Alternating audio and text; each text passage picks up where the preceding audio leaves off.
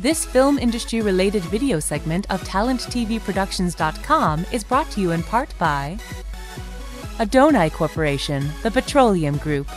A special thanks to Fort Lauderdale International Film Festival. Every October, the international film community gathers in Fort Lauderdale to celebrate film. Get your tickets now and join them.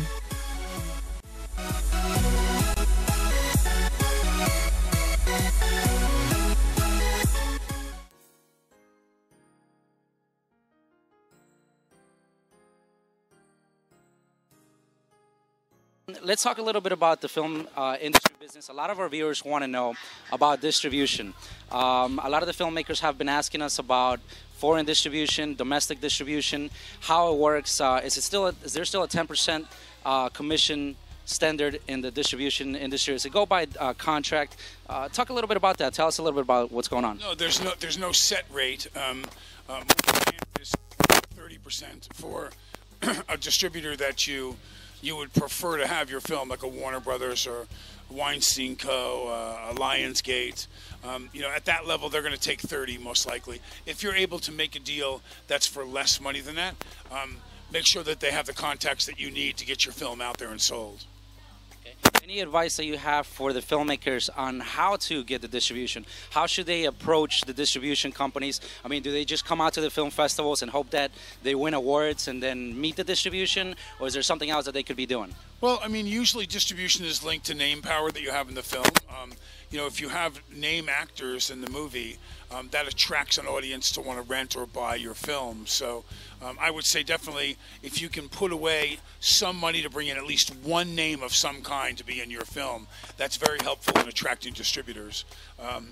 Another thing is certainly going to the festival circuit, which is, although we have some name actors in our film, we decided to go the festival route because the subject matter of our movie is a little different than usually seen.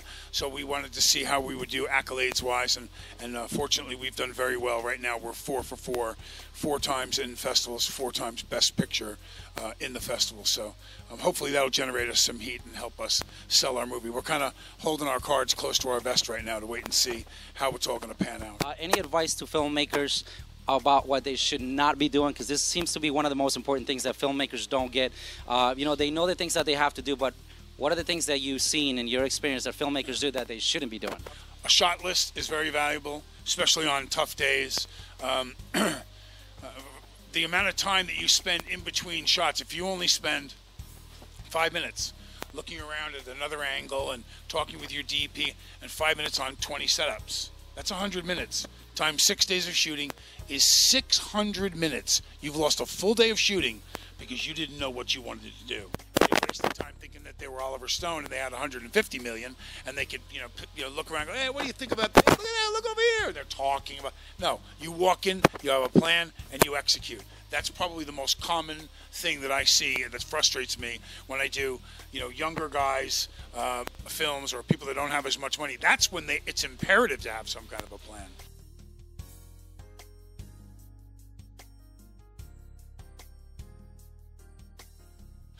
Go see Uncle John.